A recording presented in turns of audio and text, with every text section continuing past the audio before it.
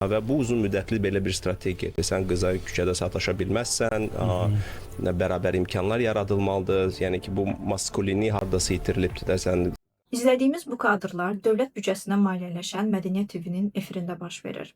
Dövlət televiziyasında ixtisasçı Fərhad Pərvizi cinsi qısnamanı təbliğ edir və cinsi qısnamanı kişilik kimi təqdim edir. Fərhad Pərviziyə görə küçədə qadına söz atmaq maskulinlikdir. Xeyr, bu maskulinlik deyil, bu cinsi qısnamadır, bu küçə qısnamasıdır.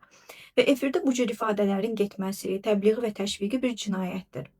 Küçələrdə və digər yerlərdə qadına söz atmamaq, hansısa bir imkanlar bərabərliyinə çatmaq və gender bərabərliyi demək deyil. Bu sadəcə bir mədəniyyətdir. Ən təəssüfləndirici və həm də təəccübləndirici məqam odur ki, verilişin aparıcısı Fərhad Pərvizinin bu fikirlərini gülümsəyərək təsdiqləyir.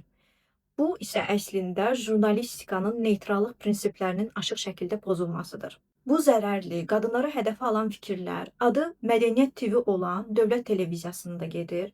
Bütün redaksiya heyətinin gözü qarşısında baş verir və daha sonra bu ifadələr efirə verilir. Bu cür ifadələrin televiziyada yayımlanması əslində cinsi qısnamanı və qadınlara qarşı zorakılığı normallaşdırmaqdan başqa bir şey deyil. Bu cür ifadələr nəinki media etikasından kənardır, həm də qadınların gündəlik həyatdakı təhlükəsizliyini təhdid edir.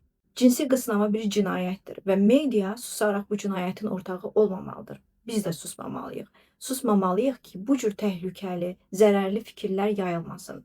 Buna görədir ki, Gender and Media Watch təşəbbüsü olaraq biz öz tərəfimizdən efirdə gedən bu ifadələrə görə lazımi tədbirlərin görülməsi üçün Audiovizual Şuraya müraciət ünvanlayacağıq.